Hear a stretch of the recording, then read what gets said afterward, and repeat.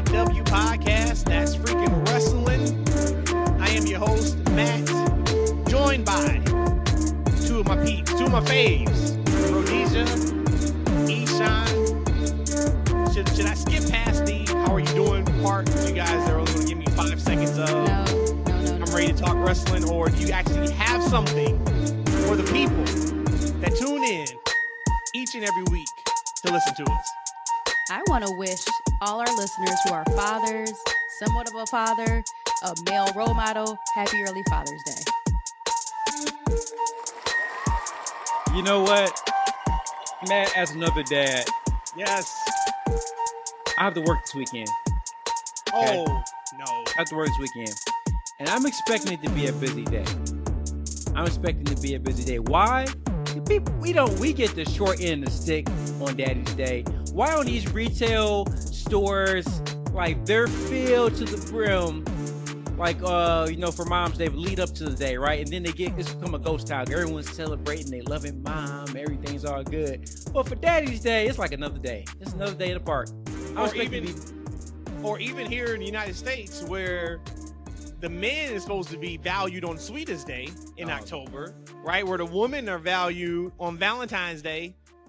There's nothing going on around Sweetest Day in October. Sweetest Day is not really known throughout all of the United States either. It's only I was selected just about to say that. To be honest with you, Matt, here in Georgia, they don't celebrate. They don't know what Sweetest Day is. Yeah. For everybody, it's the third Saturday of October. Is Sweetest Day. Wow. Well, hey, appreciate your daddies, everybody. Yes, appreciate your daddies. Happy early Father's Day to anybody who is listening, or happy Father's Day if you're listening to this days after we drop. We are here, guys. It is, if you are a sports fan, we are basically locked into wrestling now, besides baseball. NBA Finals, shout out to Denver Nuggets, taking care of business last week. Basketball's over.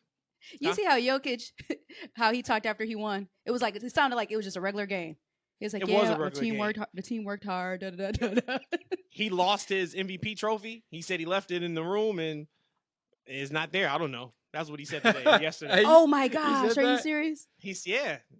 Joker's the man. He is the absolute man. So there's no more basketball. NHL playoffs are over. Mm-hmm. Shout out to the Vegas Golden Knights. They win the Stanley Cup trophy. That's it.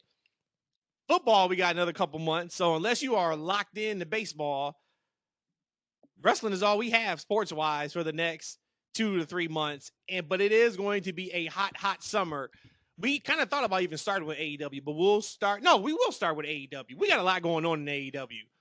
From Collision this Saturday to this rumored CM Punk interview that's probably has dropped already if you're listening to this, or it will drop later on today if you listen to it on Friday, that is supposed to be something that is going to ruffle some feathers.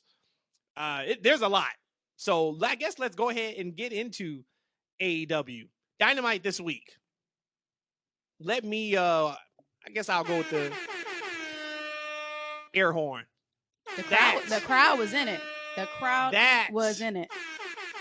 That is the AEW I want every week as much as possible. You can't do that finish every single week. I get that. But damn, that was a fun show. That was the old AEW where, yes, we know we're going to get the in-ring, great work. We got that. But we got some surprises. We got some great storyline advancement. This week was fantastic. Fan-freaking-tastic for Dynamite. What'd you guys think of the show? Overall, I just remember my takeaway was that the crowd was off the hook from beginning to end. And at first, I thought they was going to, fade out, fade away. Nope. They were hot from the beginning to the end. And just some of the things that we saw, like the video packages of the Forbidden Door that's coming up, man, I'm hyped. So like you said, all those air horns, I am super hyped. So all the other sports are gone. What do we still have? Pro wrestling. They don't have an off season. So by default, we should have like much more numbers now as a TFW pod, right? Now that all the other sports are gone. Yep. We should see our numbers skyrocket. You ain't got nothing else to do. Right. Tell everybody about it. The best pod in the game, baby. Speaking of, as I started last week's pod, I would want to, of course, continue to say thank you to you guys for your support. Appreciate the loyalty. We got some really cool news to share with you guys next week about the future of the pod, which hopefully everybody should be super excited about. But Do I get a if raise? you have Do not I get a already, raise?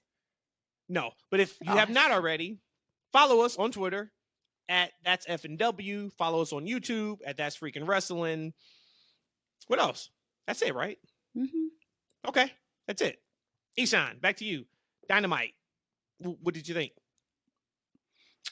I was able to see most of the show, but what I really love about Dynamite, and this is what AEW's doing, I love like these collision previews and videos. I think that's really cool. I think it really adds to the show.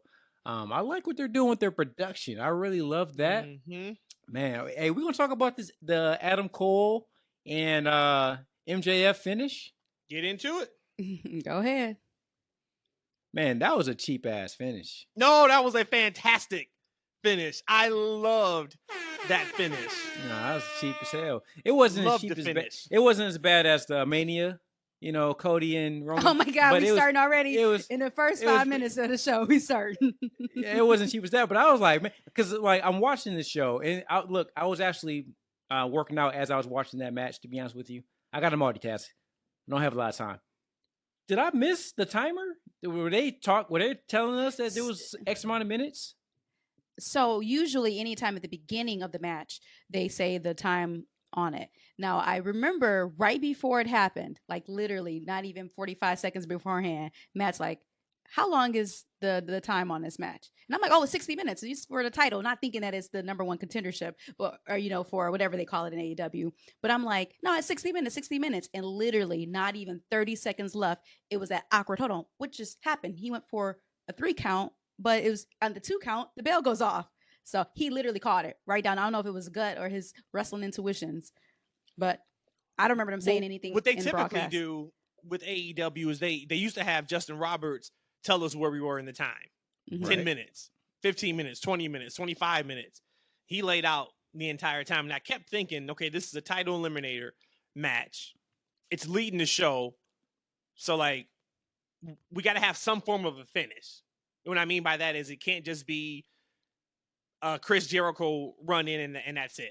Because I was a little bit worried about that too. Because I was like, Really? maybe they didn't finish the Jericho Oh. feud with Adam Cole. So I'm watching. And I'm really like, man, this match is incredible. And I'm like, this match is so good, though. This can't be the last match in their feud. Like, we got to see another one. Because especially while about 24 minutes in, I'm like, all right, they're going somewhere with this. That is not typical. Because that's a really long match. And when I looked and I'm like, all right, something's got to happen. There's got to be some type of shenanigans. There is not going to be a clean finish After from all the this referee time, huh? stopping him using the ring and all that, which, man, the match was just fantastic. I loved the finish because we know that it's not done. Now, if that was a blow-off finish, of course, that's a cheap finish. Loved it as a start to, hopefully, which is going to be a fantastic feud. Thought it was the best Adam Cole has looked in AEW by far, which I think speaks again to MJF. I put a tweet out last night that I know it's early, super early in his career, but it may be about time to have a conversation just on where MJF is right now in rankings or however you want to look at it. Every match has been killer. We know what he can do on the mic. He's must-see TV. That boy is doing some fantastic work. But I loved the match. I thought last week we talked about their promo segment. I'm like, it was everything right and everything wrong with AEW. Yeah. I think that match is just what everything is right about AEW. Loved it, loved everything about it. And to your point, East, surrounding like the production pieces, we got numerous shots of the elbow drop through the table. Yes, thank you. Show me what I need to remember. Show me what's important from these matches. And that's something that, because they go 100 miles an hour, the match is over and you forget how the match started because they throw so much at us. So I love that part. I just really, really enjoyed that match. I thought it was great. It didn't do a great number, which is interesting. I don't know what to read into the ratings. They popped a great number last week. And Did then they know that they were going to start the show? Was that ever really said? No, but there was nothing on last night. True that. That's the thing. True that. So that's why it's like, okay, So you guys do over 900,000 last week, but then you drop pretty significantly. Like, well, I guess they were up in 18 to 39 year over year. So that's a positive, but I can't call it with these ratings because to me that number didn't make sense. It wasn't like last week's show was horrendous, so people tuned out. Who knows? I don't know. Maybe some of those people are waiting to tune in on Saturday for CM Punk. I'm not sure. I don't know. I can only watch so many hours of wrestling. There we go. And this time they use. But I would say everything you said and echo everything you said about the match, except for I cannot stand. And of course, this is MJF being MJF. I cannot stand him messing with people in the crowd. It actually makes me sick to my stomach.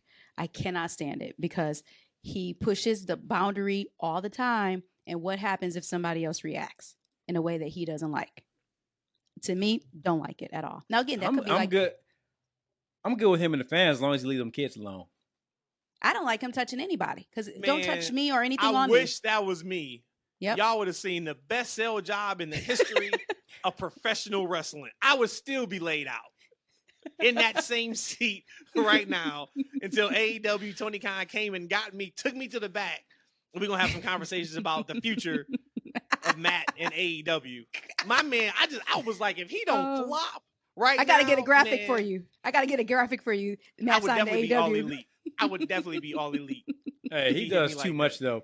But listen, that finish, I didn't have a problem with the finish per se. It's almost like when somebody cheats in the game and you're like, oh, okay, you bastard, you got me, right?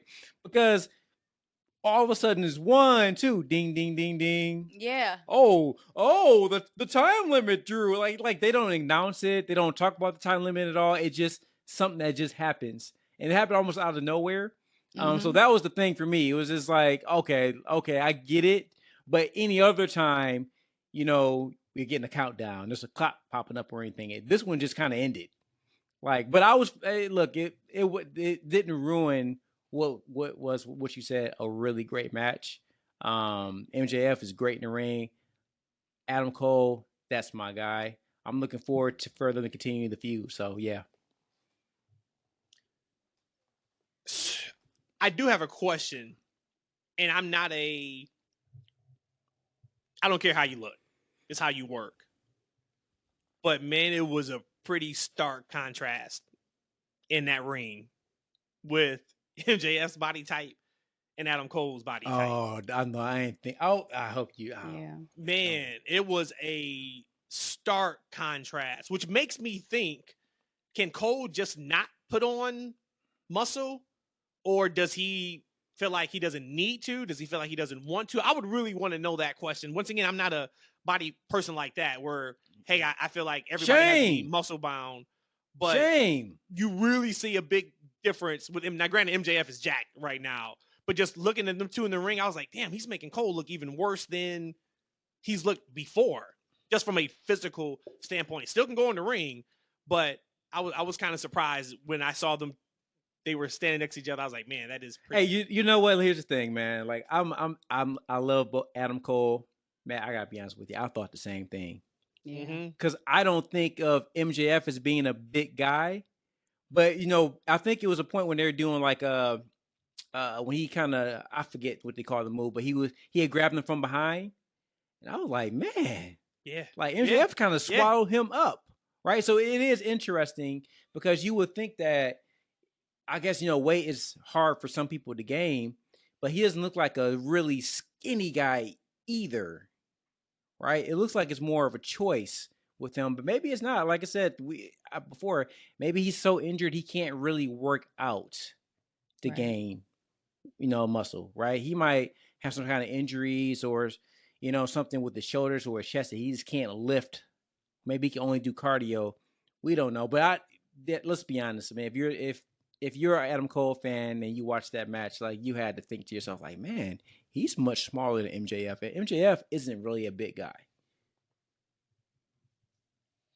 Yeah, I don't need to say anything else on that because it's it, and I don't want to sound like I'm body shaming at all, but it's kind of like what you guys always talk about, suspending your disbelief, because this is kind of what I've always said. And again, I'm not body shaming. It sounds like I am, but somebody like Becky Lynch, and a lot of times when she goes against bigger women, like you're very thin.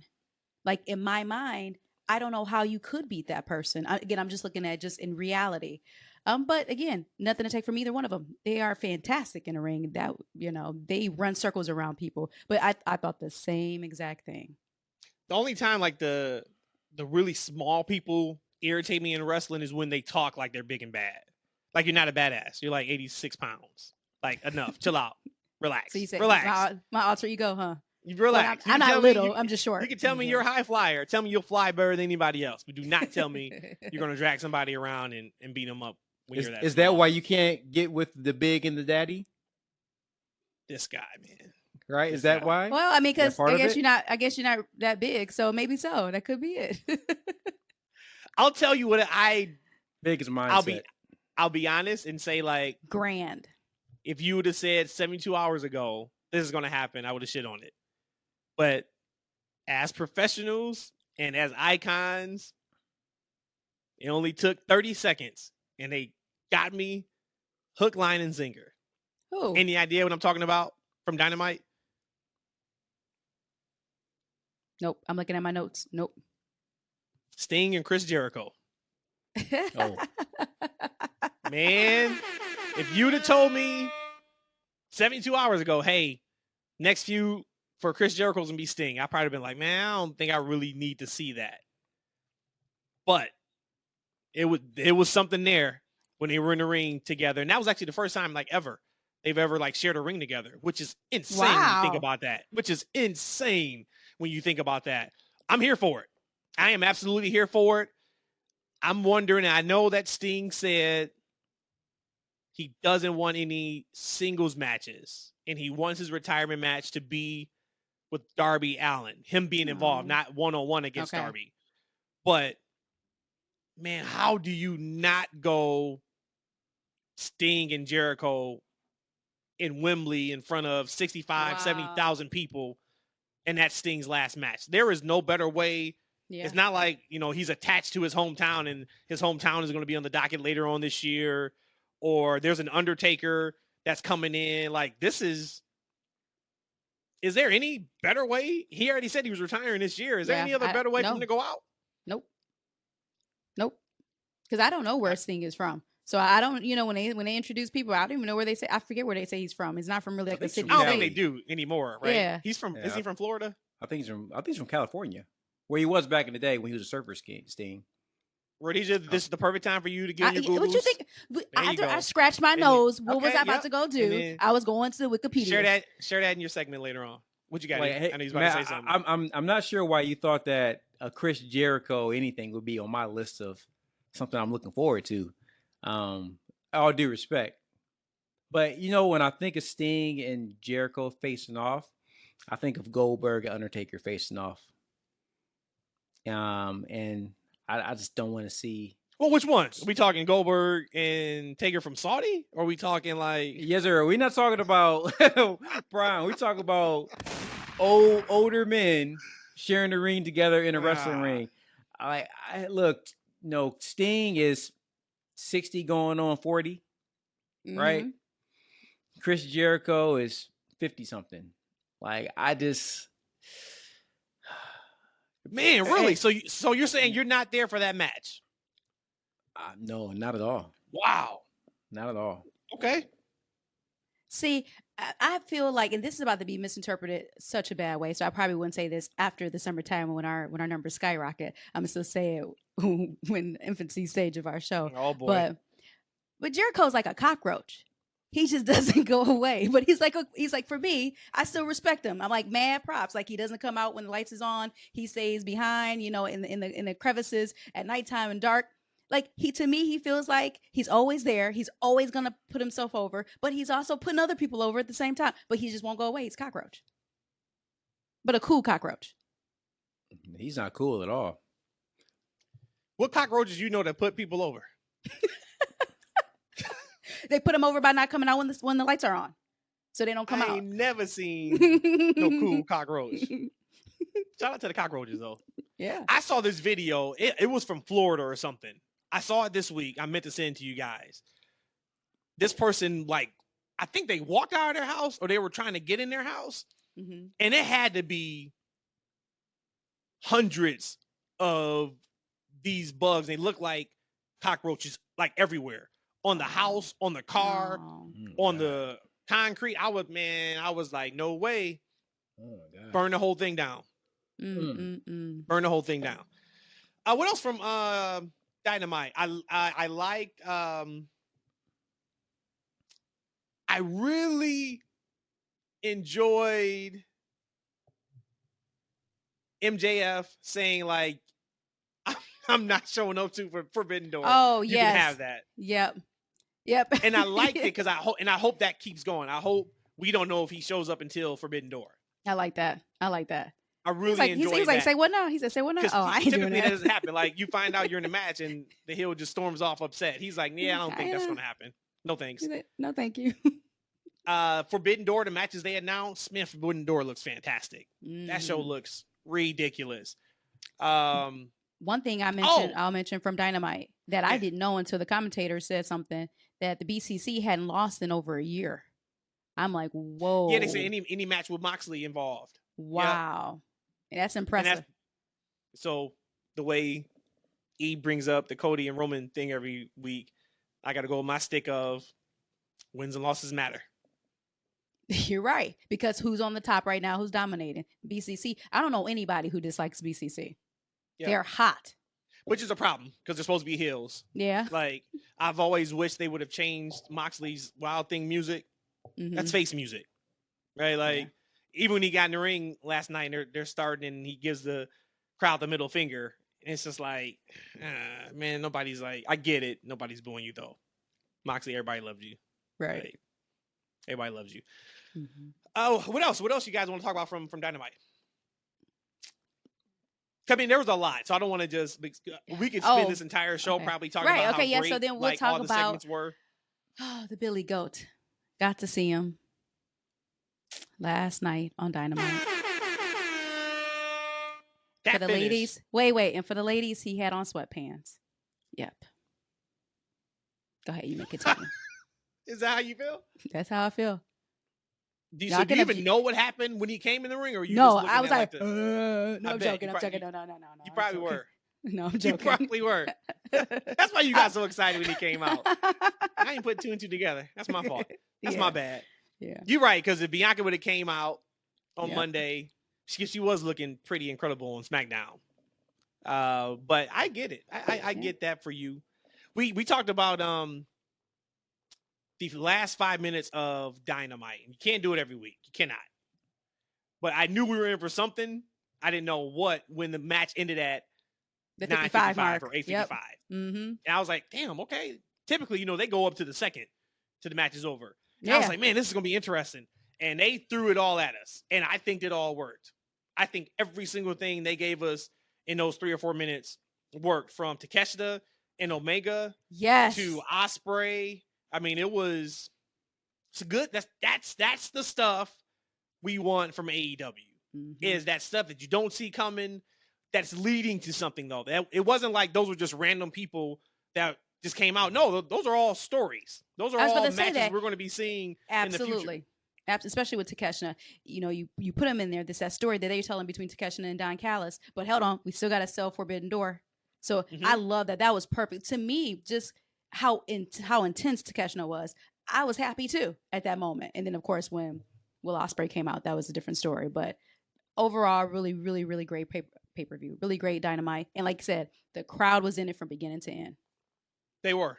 It reminded me of like the old school type AEW crowds. One, they had over 5,000 people in the building. That always helps. Sweet. When you have a bigger crowd. But no, that crowd was there. Crowd was there the entire time. I was pulling up. Did you guys hear, this came out today, that Dax is now involved in creative for AEW? No. There's a lot of names being thrown around being involved in creative. So now we got Dax. We got Brian Danielson. Jimmy Jacobs That's was a big get. backstage. That's a big get for them. Huge get. If Yeah. you guys don't know who Jimmy Jacobs is, he used to be a worker, but he's done some great things creatively for WWE. He was actually fired for taking a picture with the Elite years ago, or the Young Bucks outside of a Raw show. He actually did some really good things in Impact. Also, that's where he was just at, was Impact, doing some creative things there. So it sounds like, man, Tony is getting some good people around him and getting some good feedback. Now, what will be interesting is, are the wrestlers involved kind of just giving some of their creative for just themselves or for the entire show that they're going to be on, or what? But looks like they got some, and we know Punk's going to give some creative thoughts and ideas. But if last night was any indication of what this summer looks like for AEW, I think we're going to be really, really happy. Really, really happy. Yeah, I think the Jimmy Jacobs get was really good because I was watching Impact the other day, and I saw him doing an interview segment. I was like, man, I would love for him to be in AEW on creative. And lo and behold, here he is, part of AEW and creative. So really excited for the future of AEW because as we always talked about, if they can get their creative in line, man, sky's the limit for them. Especially with the talent they have. Especially that talent. Especially. Dynamite, Collision. This Saturday, Rhodesia and I will be in the building in Chicago. I am probably, so we went to Mania this year. Of course, this doesn't eclipse Mania. We're going to SummerSlam. All three of us will be in the building for SummerSlam. Doesn't eclipse. Where's SummerSlam at? Detroit, baby. Let's go. What up, Detroit basketball. You know what it is. And Monty Williams is the man.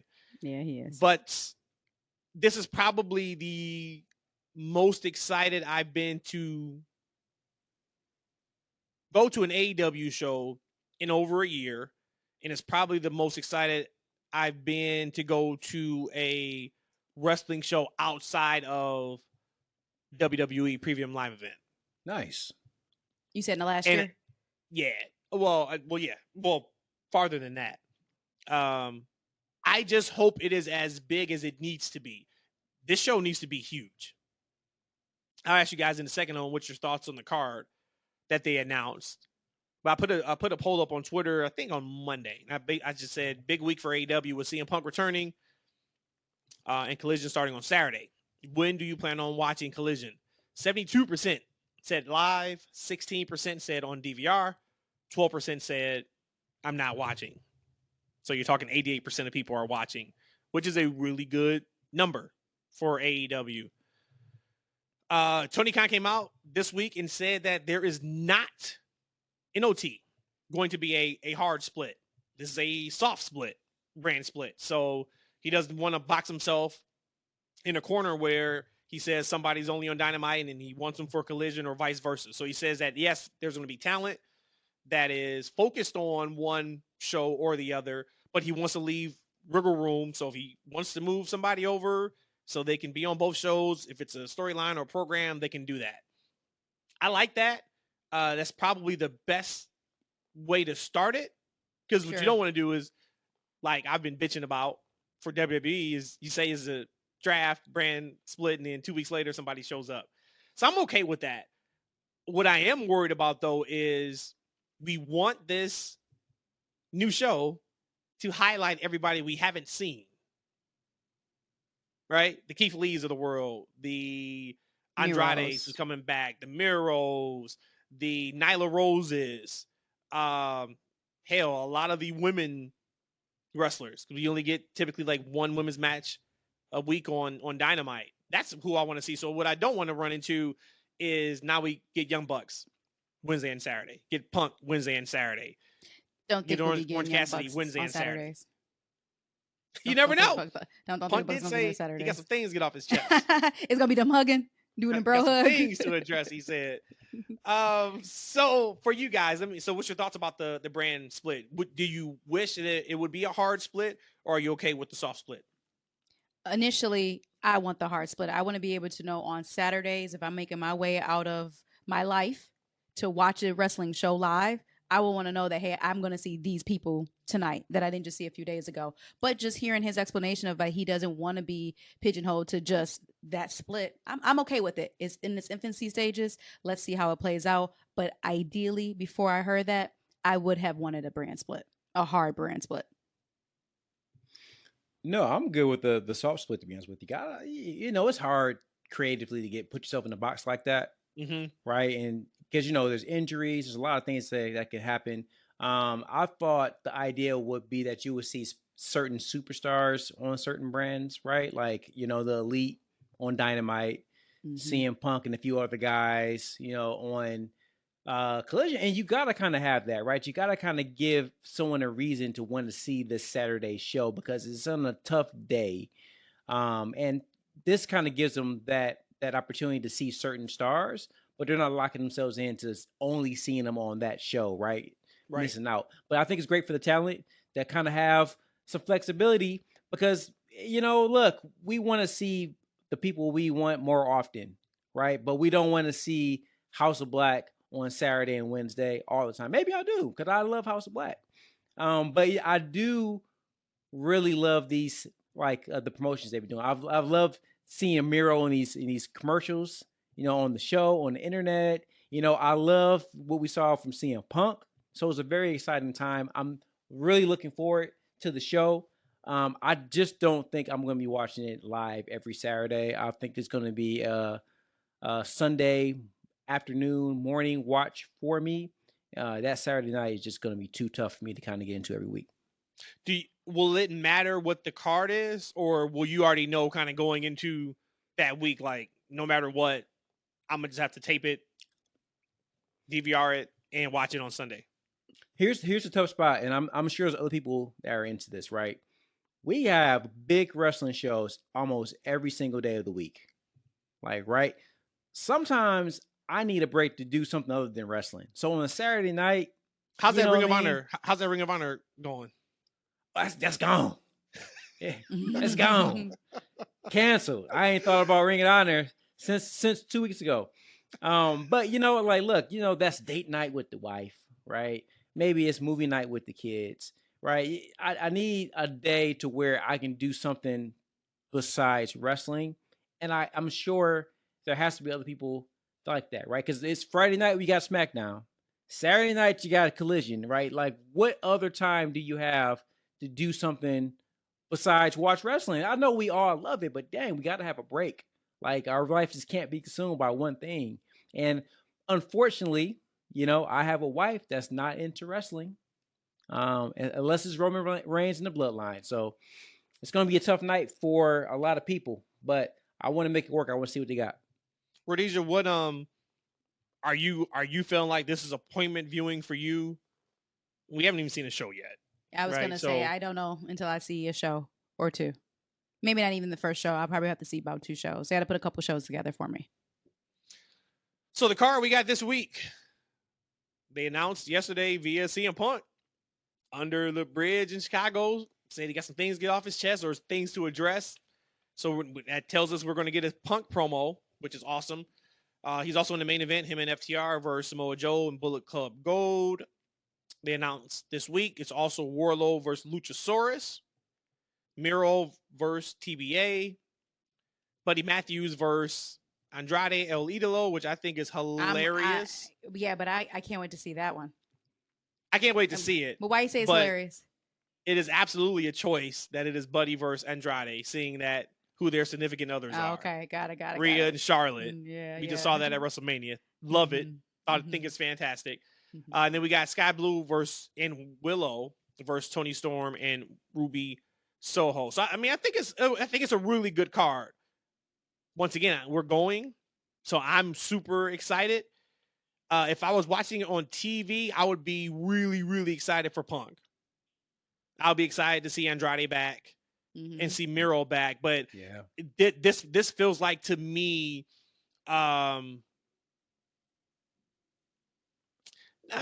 you look at the card. Is this card enough? Is this card enough to pop a huge rating for them and to start Collision off on the right track?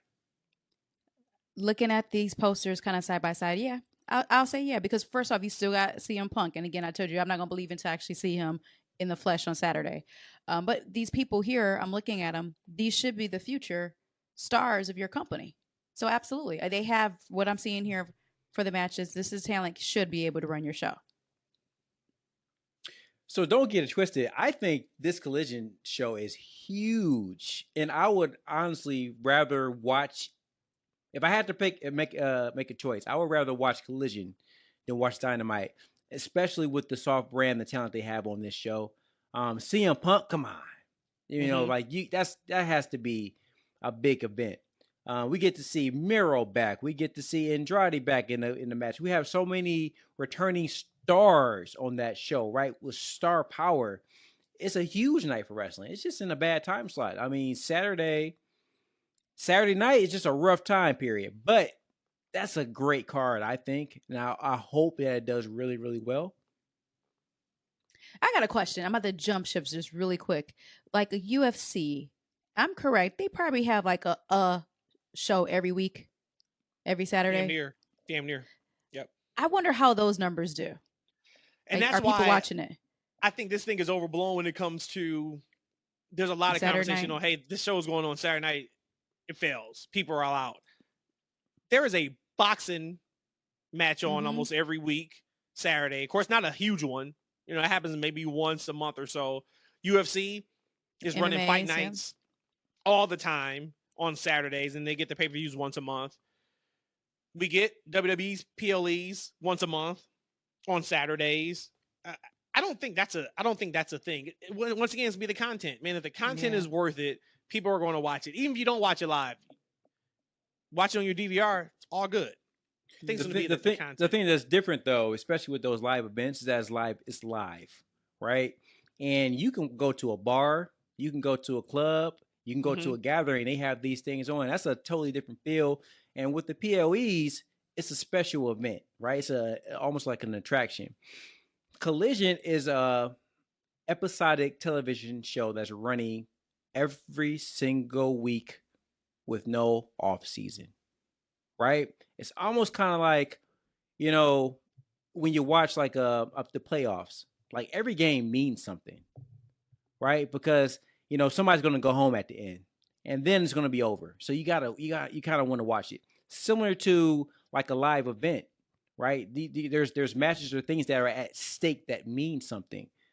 All these Collision shows aren't going to mean something. Just like most of the wrestling shows, it's going to be, if you're into wrestling, you like seeing matches.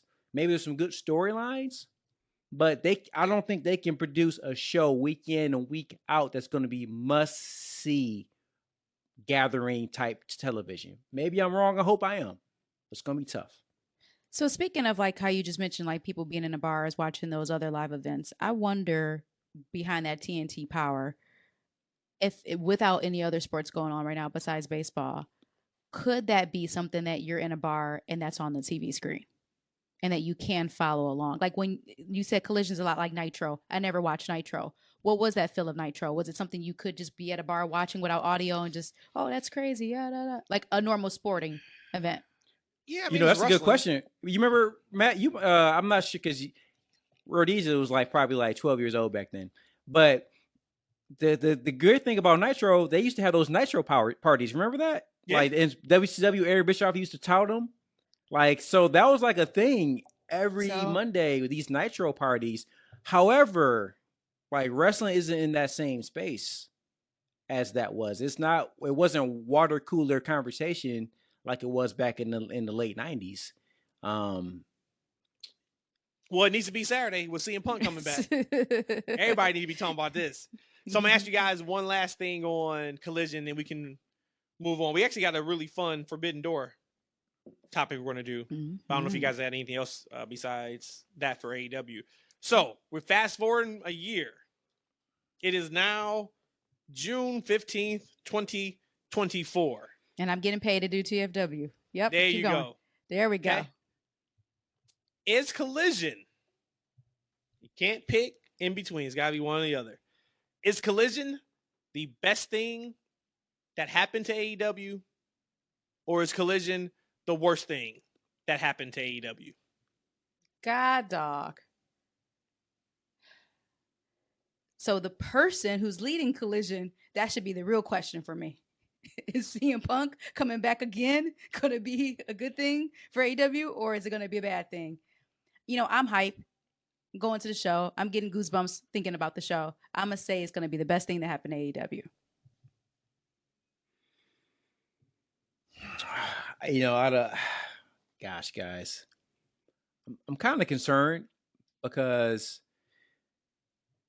you go back in history, WCW, one of their downfalls was the addition to that Thunder show. Yep, that's why I asked that question. Yep. You know, sometimes it's too much of a good thing. Because back in the day, WCW didn't have the creative in place to really support 2 shows. They had 3 hours of Nitro, then they had another 2 hours of Thunder. Oh wow! And Nitro's 3 hours. It was 3 hours. Was 3 hours. That was the first 3-hour wrestling show. Wow. And Bischoff even said on record that them adding Thunder to the lineup is basically what was one of the nails in the coffin for WCW. They didn't have the creative. And what have we been talking about? You know, personally on the show, the AEW creative, you know, Tony stretching himself too thin. So it's great that he's adding people to the creative team. So hopefully, and he has a soft launch. You know, there's some couple of things they're kind of doing that kind of help facilitate a better transition into these shows. But man, I'm just really concerned that AEW might go down the same road WCW did. I hope not. What do you think, Matt? So what was your answer? You going best thing or worst thing? That's where I started. I'm on the fence on this one, guys. I can't get off. I'm sorry. When I first posed that question to myself, I was actually going to say worst thing. Because I'm thinking about 2 extra hours. I'm thinking about the dichotomy of CM Punk being back. I'm thinking about just all that. And I'm like, no, it's not going to be the worst thing. I mean, it's going to be one, the other is going to be the best thing. Simply because of the talent they have on that roster, there's more TV time for them. Yep. So even if creative doesn't get better, say creative is what it is, it's been the same crappy part of creative that we have not liked over the last 6 months or so, it's still not going to be the worst thing to happen to them because people are still going to tune in because the majority of the AEW fan base don't care much about the creative. They care about the matches and the wrestlers. That's what they care about. So it won't be horrible or the worst thing. It'd be the best. The only thing about that, Matt, this is where I go back to WCW. That what you say is 100% true, but WCW had a bigger roster, I think, than AEW does right now. Like, they had a huge roster. They did, but they didn't have a lot of good talent. They had a lot of phenomenal talent. We have to go back and revisit. We have to revisit this. They had a huge talent. You talking about when they started Thunder? Yes, absolutely. Yeah, so let's revisit this and let's actually do some research. Let's look and see like what their talent roster was. See, but also that's not going to help because name value is name value. Doesn't mean they're being presented the right way.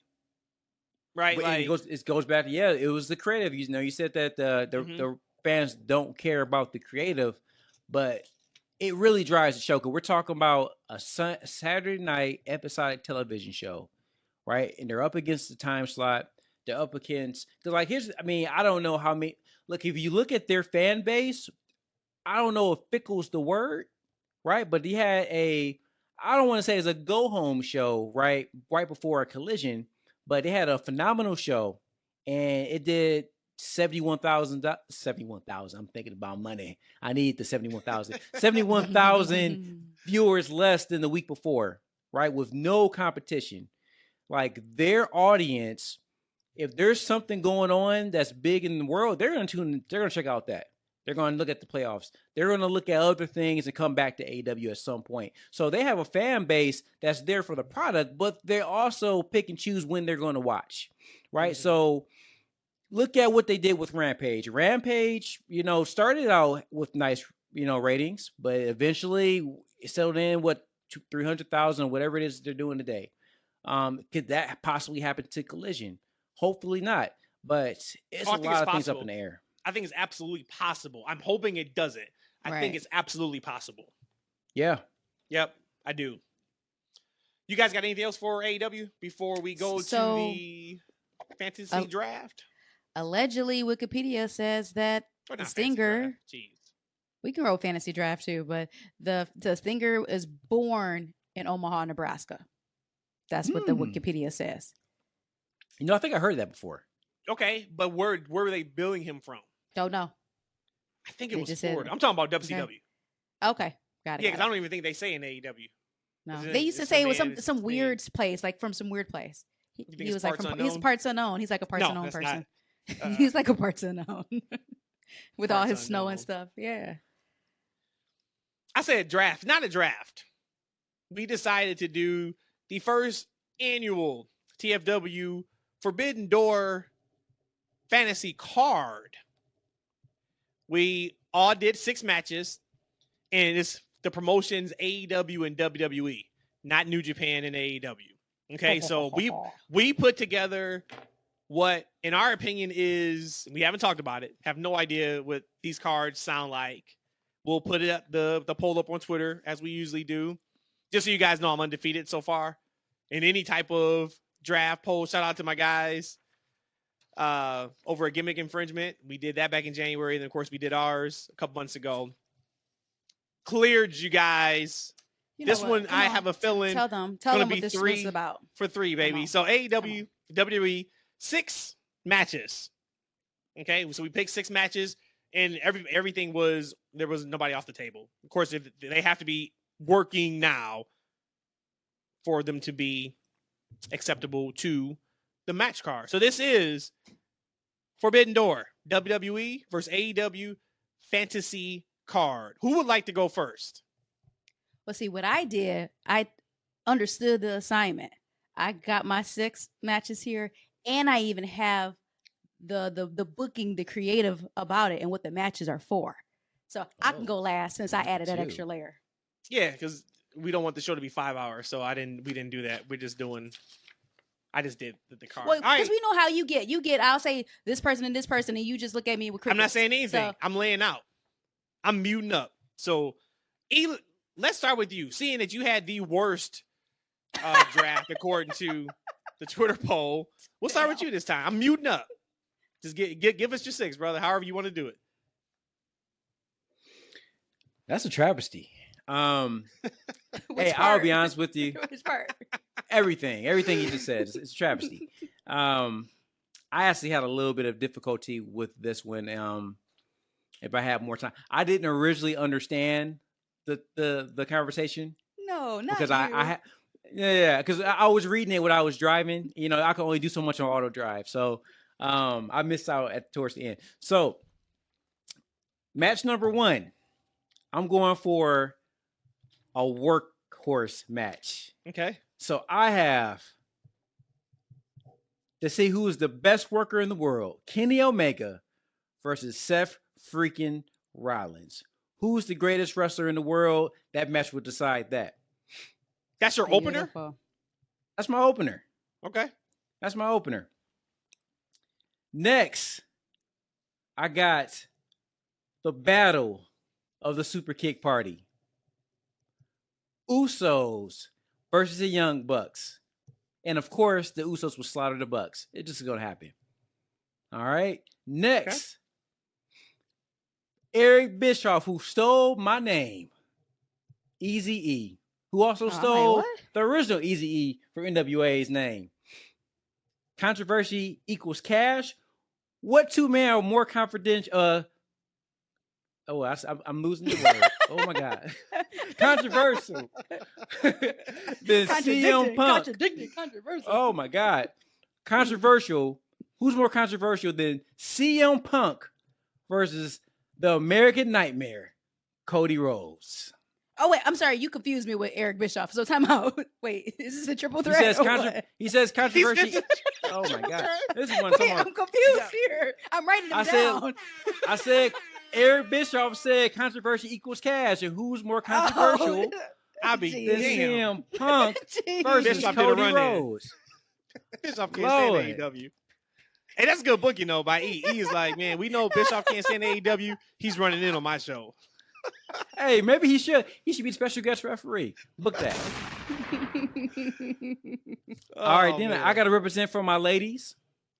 Two of my favorites: Bianca Belair versus Jade. Just for the interest alone and the mic work, I would love to see those two face to face standing across from each other. All right. And then I got to go also Battle of the Mouths. I got Becky Lynch, the promo queen herself, versus AEW's promo queen, Dr. Britt Baker, DMD. Another more mic work.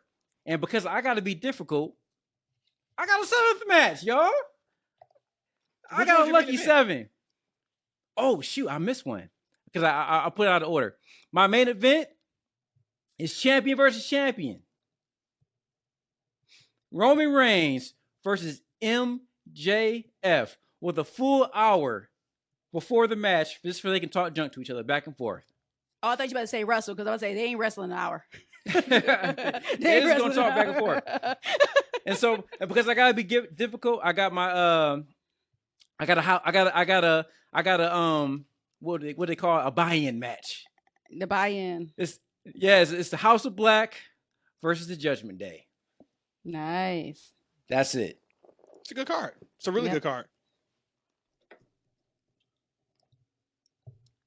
That's pretty good. I'm going last, Matt. You go. We saving the best for last this time around. I'm going Charlotte versus Britt Baker. I'm going Bianca versus Jamie Hayter. Oh, you going so fast. I'm going Usos versus Young Bucks. I'm going Cody versus CM Punk. So you and I thought alike on some of these matches. Semi-main is Seth Rollins versus MJF. Main event is Roman Reigns versus Kenny Omega. Nice. Wow, that was straight and to the point.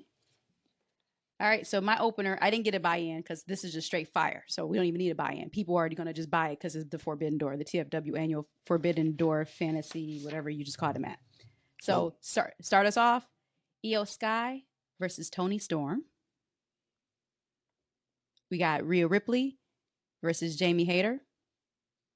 That's a good one. In the middle to kind of, bring the crowd back down, but also have some nostalgia there. It's going to be for old time's sake. It's a retirement match between Edge and Christian. Mm-hmm. Very nice. I think we all thought alike on this one. Battle of the best tag team. I call it Battle of the Super Kick. The loser will receive a cease and desist, and they can't super kick anymore between the Usos and the Young Buck. That's fantastic. And we know they know about those cease and desists. How about this? I have a co-main event. Logan Paul versus Bryan Danielson. And we got Bad Bunny versus MJF. Wow. Boom. That's a really good card. All y'all on Twitter. You lose off the strength of not having Kenny or Roman Reigns. I know. So you lost off the strength, but you had some really good matches in there. I'm telling a whole matches story. in there.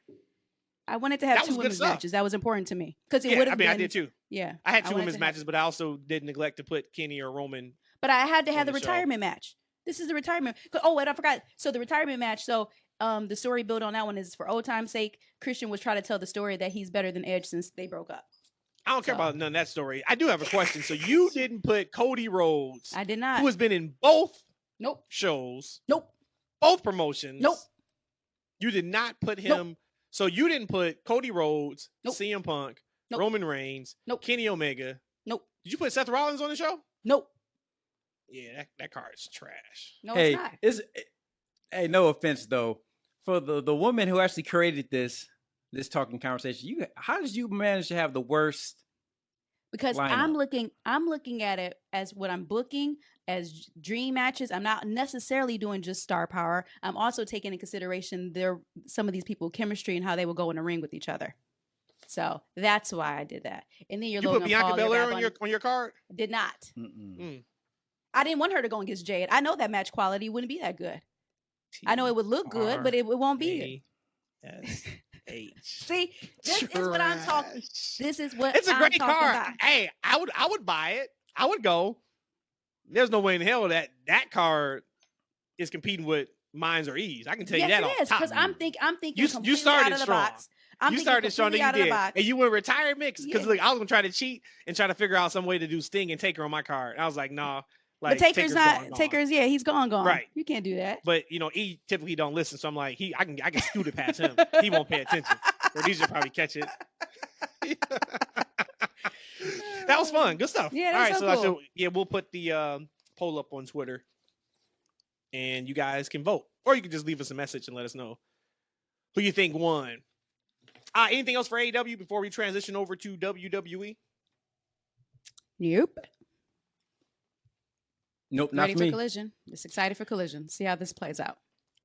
Yeah, very, very excited. And looks like, I'm guessing they'll have about 9,000, 9,500 people. That's good. Which That's isn't great. bad considering that there's another 6,700 or whatever it is for Dynamite Right. next week Mhm. here for that show too, which will be in the building for that one also. The big news that came out actually today surrounding WWE is allegedly Carlito is on his way back to the WWE. He was scheduled for an indie show, and the indie promoter stated that he was told that Carlito had to cancel because he is heading back to WWE. So when I was looking for male talent when I was getting ready for the Forbidden card, I actually saw him, and I'm like, huh. So it was more than just Backlash, huh? That's the word. Yeah. So I mean, I don't personally think that's that huge of a deal. I mean, it's cool. I was a big Carlito fan, loved his Backlash, but like, it's cool. I just think it's cool. I don't think it's anything more than that. If it's true. Today is the 1-year anniversary of Vince McMahon's first allegation. Oh my God. Move on to the next topic. I'm just saying. I just wanted to share that. No. No, it is. I'm just saying. But how far have we come though? 365 days later, WWE is better than it has been in a long time. And I don't care if he's still writing all these shows. Oh, God. In my heart of hearts, I feel like it's because he's not there all the way. Drew McIntyre. So this came out on Monday that Drew will not be back on TV until the right creative is made for him. Shout out to Drew. I wish everybody cared about their TV persona and their creative as much as Drew McIntyre. No, I don't want people walking away. No, I don't want people quitting. But Drew, I'm sure, feels like, hey, I am a main event talent and I have not been treated as such. I don't have a problem with it. What's your guys' thoughts on Drew's stance and being like, hey, you got to give me some good creative before I'm back? Drew has been a jobber before. He knows what that is like. He knows how his mental health was like, and he's been top dog. Like, I'm so proud of him that he knows what his value is, and he's going to utilize it. And especially even if he doesn't come back, he has 6 months left on his contract? Something like that. So if they force him to finish off the contract of extra TV time before he could leave, so be it. But no, he understands his worth, and bravo to him. He should not be anything less than a champion or a champion contender. Yeah. Look, I look forward to seeing Drew back in WWE, and I look forward to his renewed push. I think I said that before, but definitely, do you guys think he's been misused? No, I don't think so. I mean, some people felt that he should have won in Cardiff, but because that wasn't the bigger picture here, I'm okay with that. But I wanted him initially to beat Roman. I did. I think he's been misused because of the character that they had him. I think they did some really big damage to him with that sword. I do. Yeah. But since when he first it wasn't about him. It. Yeah, it wasn't about him needing to beat Roman in Cardiff in September. Absolutely, we knew that wasn't the case. But he was not what he needed to be and should have been. So yeah, he's still on the show, like he's still in a good role, but we know what Drew can be. Drew could be a top guy. Drew's not a top guy from the way he's been But I presented. think, but I think he can be. I think Yeah, he that's what I'm showed saying. some. And I think he showed a bit of that. I And think he it went knows he can be. downhill after Cardiff. But people still popped for him. I just always hated that sword. I would always say like the sword is like a dangerous weapon, and we're advertising this dangerous weapon. I've always been against the sword. I never connected to it, but I guess I'm not. He's Scotland. I gotta right? be honest. Scottish. I was not against it. I can't stand Vince, the sword. I'm not a. I don't like. I'm not a Vince guy, but I know that's probably Vince's trying to give him a thing to sell. Yep, sell. Yeah, he exactly. Mm-hmm. And I think from a presentation perspective, I think he's always been upper card at the most, right? And just with a few tweaks, you can make him a main event. So creative. Now, I think the things he's been doing with the Brawling Brutes is kind of a little beneath him. Right. But I feel like maybe he was in the holding pattern for something else, right? Because he can't necessarily get into the mix with Roman, because Roman's doing something else. So, but like I said, I want to see him in WWE. I don't want to see him leave the company. I don't want to see him in AEW. I don't think he'll be used correctly there. But yeah, I'm hoping that he just stays and they figure it out. And I want to see him on my TV. And I feel like he's gonna stay because he is kind of adamant about his character and how he's being presented. I want him to stay in WWE as well. Oh man, I don't care where he goes. I just want him to be as good as I know he can be. That's kind of how I feel. I do think that's probably WWE. Yeah. But yeah, I want him presented the way we know he can be. Something similar to the way he was in NXT, but of course at a much higher level. You guys both watched. Rhodesia, I know you watched. E, did you watch SmackDown Friday? Main event was Jey and Austin Theory. Yes. So, question for both of you. Can Jey be a legit main singles act? Oh, Rhodesia hype already. In WWE. And when I say legit, I mean not just for a 60, 90-day run or a 60, 90-day program. I'm talking after all of this bloodline story is over, can you see Jey as someone that can stay in the upper mid-card to main event until he's done? That is a very, very tough question, and I'm about to start talking out of both sides of my neck. Today, June 15th, when we're recording, I'm going to say no, just because how I felt they've made him look these last few weeks, trying to figure out whose side he's going to be on. I'm going to say no, because his little brother had a fight for him, had to, beat the bully up for him. I'll say no. I want him to be the next tribal chief. That's what I've been saying before.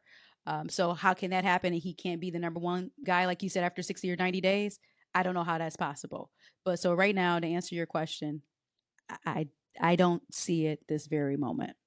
But there's been so many twists and turns and surprises in this whole bloodline thing to begin with. Who knows? But no. I like main event Jey Uso. I liked him in that. I liked him in that spot. However, because just to also look at it, the way he's changed his body in the past couple of years versus where it is. Because you look at Jimmy's body type, they both were kind of that body type for a long period of time. But Jey is probably has a strict diet, workout routine. He really cares about how he looks fit. I think he looks like money. He looks like somebody who can carry himself in a main event spot. Now, I would see him settle down probably in the mid card if he were to be a singles guy. He's somebody who can occasionally put the upper card, maybe occasionally give him the main event spot. But I think that he will kind of settle in the middle of the card. I can see him being a parenthetical US or IC type champion. not necessarily a world champion. That's my take on it. So you guys both kind of feel similar that the answer is kind of no. So then I guess then my follow-up question is, and I don't disagree. I don't know if I agree. I don't know. But my follow-up question then is, if that's not the case, can you still have him be the one that triumphs Roman Reigns? I'm not saying Yes, you absolutely can. When this bloodline story is over, it needs to be over. Like, we don't Yes. need another tribal chief, and it continues to go on. I know that's a story right now. They're saying, hey, Roman wants to groom you, Jey, to be the tribal chief, but you got to stay with us, et cetera, et cetera. Is it possible, though, Jey is still the end game to the bloodline story, even though he is not going to be a main eventer coming out of the bloodline story? Yes, I think that he could be a main guy for that 60 to 90 day run, even maybe after he would beat Roman. Just saying. I just don't think when you're talking about like for the company past the 90 day or past the campaign, I can't see him as that number one, because and the reason why I see him at that 60 to 90 days because we have been invested in him for so long. But after that, I don't think so. Just like I didn't see it with Sammy. If Sammy would have won back in January, he would have been hot for me as far as a champ 60, 90 days, but that'd have been it. I don't think that his fandom, the level of it will be that long. You know, I remember back in the day, I'm not sure if you guys watched NWA back in the day. But there was a guy who beat Ric Flair back when Ric Flair was hot. His name was Ron Garvin. Rugged Ronnie Garvin. He was Rugged in WWF. Ronnie Garvin when he's in WWF, right? And he beat Ric Flair, and I think the crowd was there for it. And then he won the world championship, and then he lost the championship, and then we didn't really hear from him again. But everybody was there for him when he won, right? Mm-hmm. So I think that if he could dethrone Roman, I think people will be there for it. How long of a reign he will have, that's the question. What are you thinking, Matt? You posed the question. I was just watching him on Friday, and I'm like, man, there is so much money in Jey. Like, Jey has to be the one that ends Roman. I don't know if it's the end Roman's title reign. I don't know. I don't know how that's going to play out because Cody still's got to get his. Mm-hmm. But maybe Cody doesn't get his against Roman. Maybe Cody gets his with that same title against somebody else. I don't think Cody has to be married to Roman. Yes, would it? So you mean into beating Roman? He should be married to winning the belt, but not necessarily beating Roman. Like, I don't know if Cody loses anything if he beats somebody else for that title that Roman has. Now, I do think that it helps Cody if he beats Roman, because damn, you got the title your dad never got, and you just defeated him for the first time in 3 years. I think that helps. But I don't think they're married. I don't think that it has to be Roman. But when I watch Jey and I watch the bloodline, I'm just like, man, this story started with them two. How does it not end with them two? And I guess it still can end with them two, with Roman dropping the title, but that just seems like it's out of order. Yeah. The same way I felt like it wasn't Cody's time yet in April. There was a lot more meat on the bone with the bloodline story. I still think that now. So it's like, we know Cody's not getting the title shot at SummerSlam. He's not getting it at Survivor Series. He's not going to get it the next time in Saudi. So now we're already in January at the Rumble. If you kind of look at the Roman Reigns schedule. And I'm sure it ain't going to be at the Rumble. So now you're talking about WrestleMania 40 in Philly. So we're back at that. Minimally back at that. I don't know how you get through whatever they have planned for this upcoming premium live event, Money in the Bank in London, how you get through Detroit and SummerSlam with the bloodline and then go back to it. That's the part that I don't get. But I look at Jey and I'm just like, man, like, this is about Jey and Roman. This is where it should end. I just don't know where the end game could be at for it to end with him. So if we had to put you on the hook right now of saying after the 60, 90 days, could Jey still be main event Jey? Meaning like... Oh, I think so, for sure. Okay. I don't think he wants to, because then where does that leave Jimmy? Like, they're a tag team. Yeah. Yeah. But I think he surely can be a top guy. Yeah, it's definitely an interesting question. Speaking of top guys, and you guys know I am a Karrion Kross guy. I am a But- Scarlet guy. But This feud with AJ, he's got to show and prove. There's a lot of people who are not high on Karrion Kross fan wise. I don't know how he's looked backstage or in the office, but he's feuding with AJ. If we don't walk away from this feud and match or matches, and we say, "Damn, that was great," that may be an indictment on my boy. But to be fair, okay, match quality for sure. But to be fair, he's still ice cold. I'm talking about the phenomenal AJ Styles. He's still pretty cold He's to hotter. me. He's hotter than Karrion Kross is. Touche. But I'm saying Yeah. he's not a hot person. So for you to say that if he's show and prove, but you also got to consider who he's dancing with in this. I'm talking about match quality. Okay, no, I'm match talking- quality. Yes, yeah. Okay, Yeah. for sure, 100%. Man, it's gonna be tough, man. AJ's getting up there in age. You know, I know he doesn't look it, but he definitely is. I'm with Rhodesia on this one. It's not like AJ is the hottest wrestler in the company. Oh, wow. You know what? I thought about Karrion. You know what Karrion needs? I think that would kind of help him out. I don't think it would significantly help him out, but it'll His help. bald head back. There we go. There we go. Well, he definitely. I don't know about the Give bald me head. that bald head. I don't know about the bald head, but he definitely needs a haircut. You know, he needs like a little fade up in there or something. I don't know what he's doing with it, but he needs a little He looks something. pretty. Like his gimmick Yeah. is nothing about being pretty, Yeah. and he's got incredible looking hair. Like, dude, Man, it's not that Right. simple. I think- No, I think his he hair needs is a haircut. beautiful. No, his hair is Ah, beautiful. When he do has something with all your his hair, hair, dude. it's thick. Yeah. He's Yeah, like, glorious, come on, thick. man. Like, Oh, yeah, it's luxurious. thick. Yeah. It you needs to be doing? styled. It needs to be styled in some kind of way. That's what I'm talking about. But no, I think he needs a finisher. 'Cause, like his finisher looks really weak to me. Like his little sleeper hold, Mhm. he doesn't really hold it that tight. I think he needs something that's a little more fierce looking, like some type of, I don't know if it's a slam or something a little more fierce than that little. Because a lot of his moves just don't look there. If you know what I mean. I don't know. That's just me on it. And that's why I think we're going to see all that in this feud. Or you know what I mean? Like we'll be able to see, like, all right, I still see through your work, or okay, you just haven't been in there with the right dance partners. And I Let's think see that's how it probably what goes. H did. That he did team him up with AJ Styles is because of that. I think he wants people to see how good he can work. He just needs to cut his hair all the way off. Y'all got anything else for SmackDown? Not SmackDown. No, SmackDown was. I got not a something good that's day for burning. me. I got something that's burning Hmm. for me to talk about. A promo segment from Monday. I was about to say you probably need to go see a doctor if you got something burning. Been there, done that. They give you penicillin. They Damn. tell you like it should clear you out in 2 days. You get right back to work.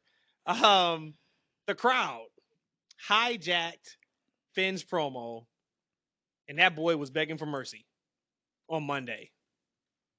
That was uncomfortable. Is that the one when they To were watch. saying the what? No, they were singing Okay. Seth's song throughout the entire yep, promo. Yep. I remember now. Okay. And Seth tried to help him. I think he did it wrong. He tried to help him, and they just kept going. And you could see in Finn's eyes that he wasn't comfortable. And I understand, right? I get, hey, this is the money promo to take us to Money in the Bank in a couple weeks. But boy, Yeah. that was rough to watch. That was really rough to watch. And they didn't get their point across. It was supposed to be that big, you took everything from me, years ago. Now I'm taking everything from you. And then we never kind of really got to that. I did have a note here that the shit crowded on him. The crowd, Man. the crowd The shit shitted on crowded him. on him. Rhodesia euphemisms, right? Euphemisms. The shit crowded on him. And when the Big shit time. crowded on him, I couldn't believe it either. Yeah. That's funny. No, but it was interesting because I like those kind of things because I like to see how the pros get through it. Yeah, for sure. Something like that similarly happened to the moon. What's his name? To the moon. NXT. There- He's on SmackDown now. Yeah. I keep on Cameron calling him Grimes. Corbin. There we go. Cameron Grimes in NXT. Something similar happened to him where I can't remember if the crowd was chanting what, but they threw him off. And he was trying to catch it, and he kept repeating himself, and he just couldn't catch it, and they got through the segment, but it was really, really uncomfortable. And I saw the same thing in Finn. Mm-hmm. He kept leading with, "You're going to hear what I got to say." And he kept trying to lead with that promo. And I thought Seth could have done a much better job of stopping the crowd. Like, he tried a couple times, but the way he tried it was, you got to tell the crowd what you want him to do. Yep. Right. And I'm sure sure he didn't want to tell the crowd to stop, because then what if they don't stop? Now you look stupid too. So I understand that. But I thought he could have done a better job of doing something, opposed to just saying, first he said, "You guys are having a good time tonight."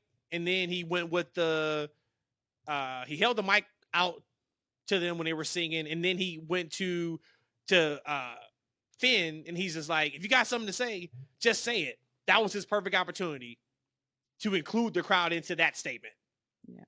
If you got something to say, I mean, there was just ways around it, and like, so it sucked because we missed that moment. Now maybe they can do a pre-tape next week, and he can get out how they wanted to hear. But that was his moment, and they kind of poo-pooed on it. But man, he was struggling out there on Monday. Finn was.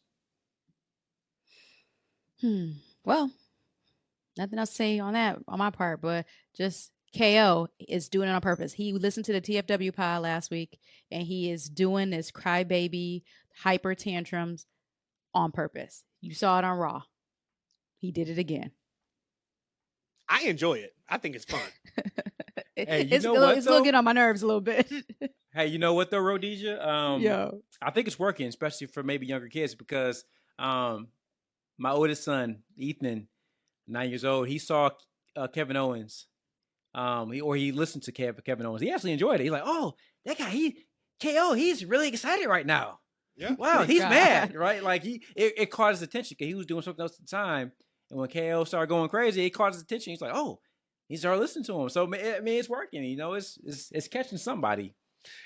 And another reason why it's working, because it allows Sammy now to be the calm one. Sammy has never been the calm one in his entire career in WWE.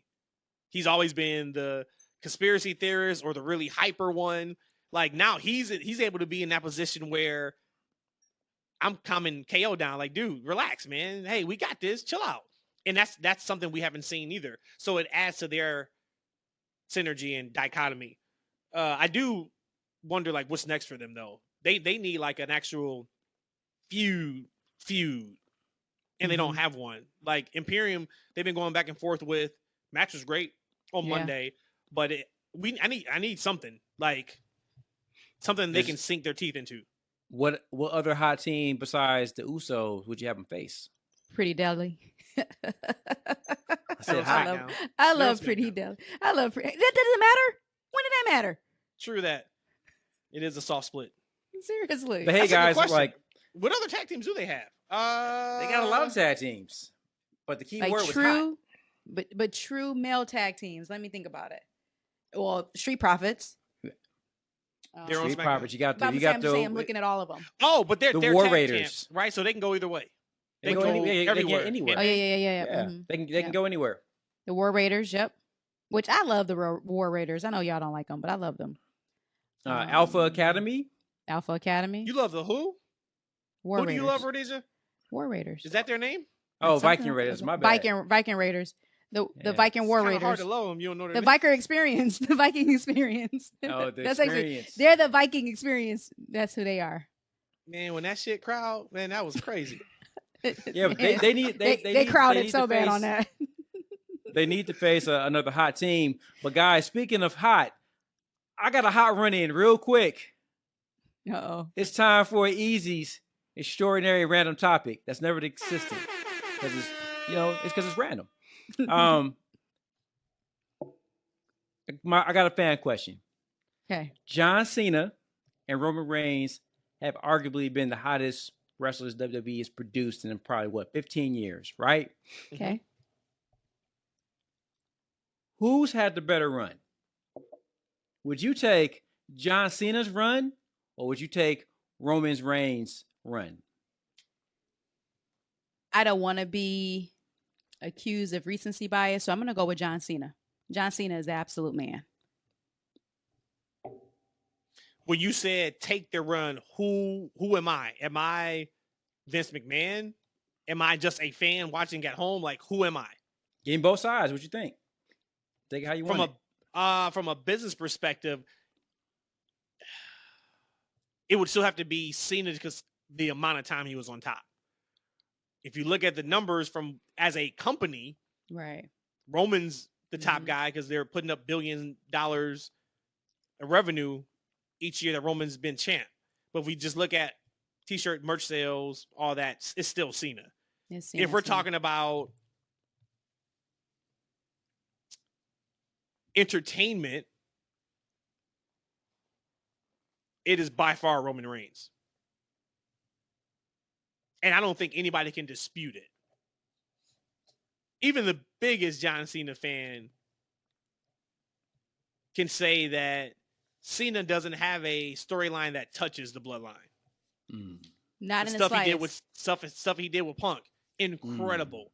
He did some The Rock stuff with some of the best stuff we had seen in over 5, 6, 7 years. Actually, Rock coming back is what got me back enthralled in wrestling. I mean, I would still kind of catch it here or there, but when he came back and hosted WrestleMania, we were in. Okay, I'm back in now. The stuff he did with Orton, Edge, excellent stuff. It ain't nothing like this Bloodline masterpiece that we're seeing though. And yeah, I know it's Cena was always by himself. He didn't have a mouthpiece. He didn't have a and clique. Cena was always a face. I get all like that. it or not. Hey, he was booked as a face. He was always booked as a face. I hated it. Yep, hey, man, could you imagine if we could have gotten a heel Cena though? The closest to the heel turn. Like, remember that move he did in the ring? I think he even said like they had like new music for him and everything. Who? Yeah, Cena? I think they did. Yeah. Yes, I heard that. I heard that was a rumor. Did he say that? They said Vince was that just a rumor? Sign off on him. No, he talked about it. He can't go away from. Oh no! Yeah, he couldn't go away from that. But yeah, I heard that they seriously considered it, and I think at the 9th hour or something, Vince he asked it. But I know that you're a big Cena fan, Rhodesia. Would you say the same? As, I said it already. Perspective? I said it already. Absolutely. You going with Cena? Absolutely. Because I can't. Roman has been the man outside of how pretty he looks to me. He's been like the man for 2.5, 3 years now. When you look at John Cena, he was the man shortly into his early in his career, and he was going hard for like 16 years. So, and everything that you just mentioned between the Punk, the Rock, all of them, Edge, I mean, he killed it, and the kids loved him. Yeah, he didn't have that meaningful storylines like this Bloodline thing, but I think everybody would agree we have never seen anything like this Bloodline storyline, and we probably won't ever see this again. So, but for me, absolutely. To be fair, though, don't forget about the Big Dog run. He was a top guy. He was a top guy. He was a top guy there. Yep. So don't forget about. I mean, I'm not going to forget that. If you include that time, though, you said 2.5 years, 3 years. Now you got to add those 5 or 6 years on it. So now you're talking an 8-9 year run. Yeah, it's a similar run. I'm not, but again, I'm still saying that Cena was more over as far as selling merchandise. Cena was really the only thing in the company too toward the end. Of course, Roman has to. We had a pandemic in there too, so that actually is kind of unfair when you look at it fully. But I still would roll with Cena. Yeah, for me, I thought about it because like I wasn't a big Cena fan, but I get it. And I understand the appeal, the merchandise we did for kids and the Make-A-Wish, and it's a big part of WWE. He is and was a huge star, but Roman is shining so bright. And guess what? I don't think he's even peaked yet. I don't think this is peak Roman. No, I think we still have some more years for him to continue to burn at this high level. And this Bloodline feud, like I said, for me, it's right up there. I don't know if I like this Bloodline feud better than Hawk and Macho from back in the day, like, because that was a awesome storyline back in the day. As a kid, like I don't remember all of it. I just remember loving it. But for me, matches like Cena, like I'm never gonna say Cena is a bad worker. His style just wasn't inciting for me as a fan, as a viewer. I would say that from a match perspective as well. that Roman Reigns' matches have been much more exciting and something that I would love to see. I think it's been just a phenomenal rise, and I don't think it's anywhere close to being over currently. But sticking with Roman Reigns, and Matt, you mentioned his mouthpiece, Paul Heyman. He did an interview with some random site, and he talked about the future of wrestling. And I thought it was pretty interesting. He said in this interview, and I'm quoting the interview here, we do movie scenes in the locker room to further tell the story. 3, 4, 5 minute movie scenes showing the vulnerability of his character, the anguish of his character, the worry of his character, the sensitivities of his character, the idiosyncrasies, the nuances of his character with his cousins, by his cousins, with the spotlight on his cousins at all times. Sometimes on me, on the psychopathic nature of appealing the tribal chief, while at the same time, while also appeasing him based on the fear he could behead me at any time. He went on to argue that if you told someone a couple years ago about the levels of nuance to Roman Reigns' character, you wouldn't be believed. He argued that the locker room segments used to mainly, He argued that the locker room segments used to mainly just be cheap, certain appeal. Actually, I didn't really get that sentence. I read it multiple times. But I have to agree with them guys as far as I think that some of those locker room segments and some of the backstage things that they've done have been more entertaining than some of the matches that I've seen. It's been better than any interview that I've seen. And I talked to you guys about a while ago. Well, this is years ago when WWE were doing the cinematic matches. And I think this is one of the main reasons why the Bloodline story is so entertaining. We get to see all the emotions play out in the locker room, right? And ultimately that bleed into the ring. I think that wrestling has to evolve. Now, I know that we hardcore fans, we don't want our wrestling to change, but the bottom line is it has to evolve to get to a bigger audience. Like it did with the rock and wrestling era, like it did with the Attitude era in the 90s. If it doesn't evolve, we're going to continue seeing these shows like Dynamite produce great shows and only get 800, 900 viewers. WWE has the biggest production. I think now is the time for them, and I don't think they're going to do it because like they have a system and they're not going to stop it. But what if they put more emphasis on these story-driven cinematic moments backstage? What if they did more cinematic matches to allow the average viewer, not wrestling viewer, but the average viewer to understand wrestling, right? Because when a lot of people watch wrestling, they just don't get it, but they can understand something that's very cinematic, that's very movie-like, and they can get a movie-like experience with more cinematic presentations, more angles like the bloodlines that bleed into an actual match. So what did you guys think about them doing more cinematic scenes in wrestling? So I read that article. I read the first part too of his not safe answer, but then leading on just here on the cinematic part of it. I'm all for it. I love production. I think everybody knows on this show that, especially Matt, we love production. For me, though, my only worry is I don't want that to turn into the WWE of the past. And what I mean by that is years ago, I remember watching Raw, SmackDown, and it would be 37 minutes before we actually got a match on our TV screens. And I remember bitching about it back then. So to me, yeah, I love the cinematic thing. You are absolutely right. This Bloodline story, it has grown and blossomed into this because we got a lot of that backstage video packages. But they just got to be really careful with that because, again, it's still a wrestling show. I still want to watch wrestling. I don't want it to be 2 hours and 30 minutes of stories and 30 minutes of wrestling like it was before. I don't. It's a tough question. We need to have a serious conversation one day also on the positives that the Thunderdome had. It's a controlled environment. It was a controlled environment. You didn't get Hell in a Cell, Jimmy J, and Roman in the regular arena. You wouldn't be able to hear them talk.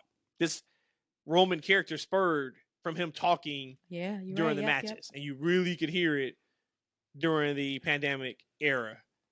I always loved the cinematic matches. I love the ones that Sting and Darby did in AEW. Of course, AJ and Taker at Mania, which at the time we were like, damn, they did that. Yeah, That was classic. incredible. Yep. So, I mean, I'm down for that. But this goes back to, though, the type of fan you are, right? Like, I don't watch wrestling just for wrestling. I never have. I never will.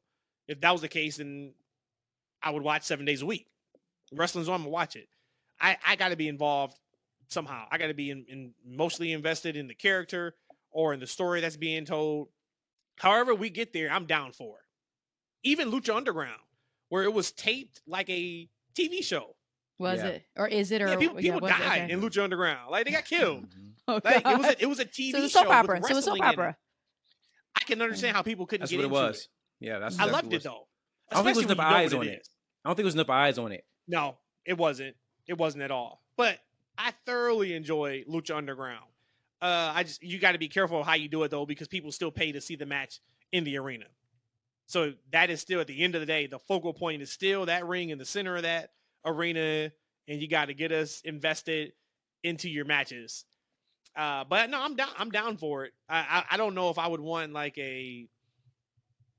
something completely different than what we've seen, but I'm open for it. Like that, I'm not like, oh, I'm opposed to it. Nope, leave that in the pandemic era. No, stop doing pre-taped interviews in the back. Give me everything live in the ring. No, I'm not that.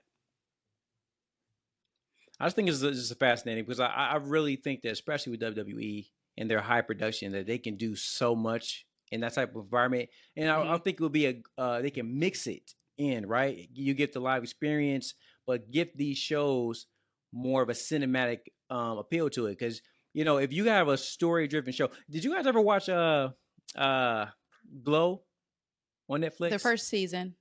First season is really good. Yeah. Second season, We didn't watch second season because by the time we were about to, they had canceled the series. I'm like, well, I don't want to get invested and watch season 2 and know that. Yes, season 2 made the mistake of it strayed so far from the actual wrestling show.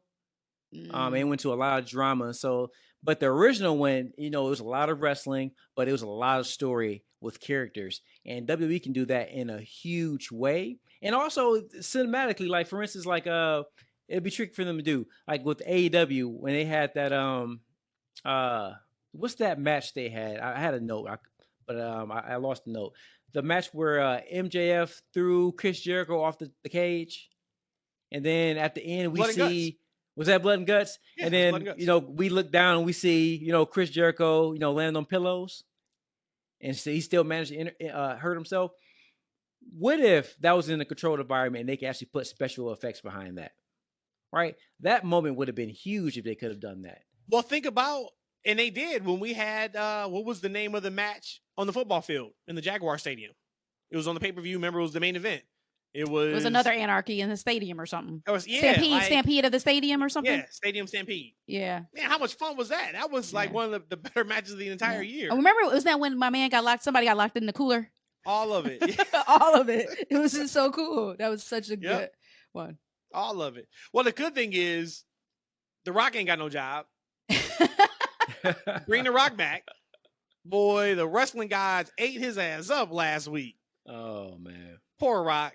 I mean, of course, it's tongue in cheek. There ain't no such thing as poor Rock. Yeah. His tequila's doing fantastic. He's back with the Fast franchise, but Young Rock got canceled, which I really enjoyed that show, so that sucked. But XFL, they said that they lost $30 million. So they had to lay off some folks. Black Adam, of course, we know did not fare well at all. So this is the most I think The Rock has put up L's since he only had $7 in his pocket. And it's all because he didn't come back. There we go. That's what it was. Yeah. He did not come back to WrestleMania and do what he was supposed to do with Roman. Yep. So I don't feel bad for you, Rock. This is going to keep happening until you come back. If you hear my voice, Dwayne, make it right, man. Come back. WrestleMania 40 in Philly. Cody can wait another year. We'll give Cody 41. Maybe it'll be in the Falcon Stadium in Atlanta. That'd be really, really cool. Let's go. Let's go. Next year, Dwayne, let's make it right. Then we can get Black Adam 2 started. Bring it off. Wait, no, XFL. he's been removed from that. I thought him and DC. We'll went bring it different back. ways. We'll tell him Okay. we'll bring it back. I guess if And he then- and Fast got back together, so yeah, guess anything's possible. And it could be Old Rock on BET instead Man. of Young Rock. Shout out to Tyler Perry for buying BET. I think that's legit Absolutely. now, right? It is. Second network that he's bought. Good stuff, Tyler Perry. If all this does though is get us Medea movies for 23 hours You a good? day You on good? BET, Yeah. no, I'm not. I'm not Oh. good. Oh, And I think like it was the worst Medea's. thing in the history. I bet Oh, you do. come on. 23 hours. No. Hey, no, I Have was you a been big. watching Medea I'm movie? I was a big Medea fan, but y'all see the last one that was on Netflix? I don't think so. No, I don't think so. Oh, don't watch it. It was horrible. Oh my was god. it a Netflix only movie? Yes, it was one of his. He had signed a contract to do some Netflix movies, and that was one of them. Oh, it was a bad movie. It was Man, a lot of horrible. those Netflix only movies is hit and miss. Mm. Now I go Yep. on Rotten Tomatoes before I even load it up. I go on Rotten Tomatoes to see, and a lot of them average like 36%.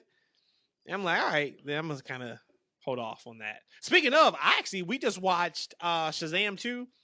I don't get the hate. I thought that was a really good movie. I thought it was really good too. It's people were hating on it.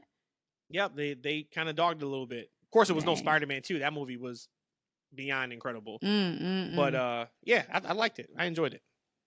I did. What else did I have for? And I hate I have to do this because typically everything he says I don't agree with. But Road Dogg oh gosh, what happened here? yesterday on Twitter, he is not wrong. People were piling on him. He was talking about Io Sky, and he said, talking about her interest. He said, I don't know if she's acting drunk or what, and why she's walking like that. But I love Io. My wife loves her. And people were like, just like dissing him. Aw. Wow, what were they saying? He's telling the truth. What were they saying? What were they offended by? They're offended by, I don't know, man, but I guess the cool thing is just to bag on Road Dogg, and I'm all about bagging on Road Dogg when he needs to be bagged on. He said some really questionable things over the last couple years. This ain't one of them, though. Her entrance is completely different than any other time you see her. He is right in that. When she first came with that music to NXT, that was the only time you saw her really was in her entrance. And she had that kind of swag walk to the ring.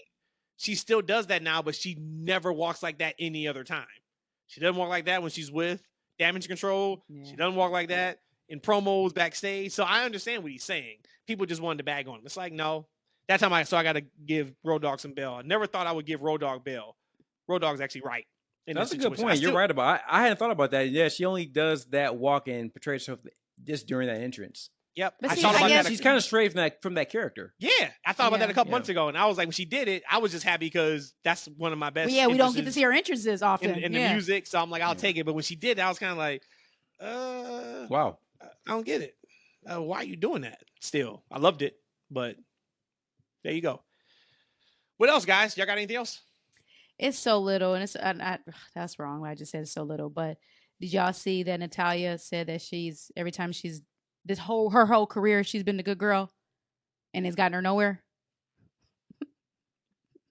I saw her promo on Monday, and she's just like, I don't know what the hell I'm doing after Yeah, I lost in 69 seconds. And then she didn't kinda say walked that. away. She didn't say that. She She just did, said though, she kinda. just said being a good girl, being good this whole time. Where has it gotten her? And she said nowhere. So we'll see. We'll see on the 4th attempt, 5th attempt, 87th attempt. Of I'll her. say, and Natty knows I reset. love her. Yeah. I've told her as much on Twitter. But Natty, we've seen you as a heel just as many times we've seen you as a face. Yeah. But who knows? She Don't. could probably still come and be a heel. We'll see. Get off my girl, Natty. I love Let's Natty. move on. I love Natty. What else y'all got? I'm about done. Yeah. I'm about tapped out on this episode.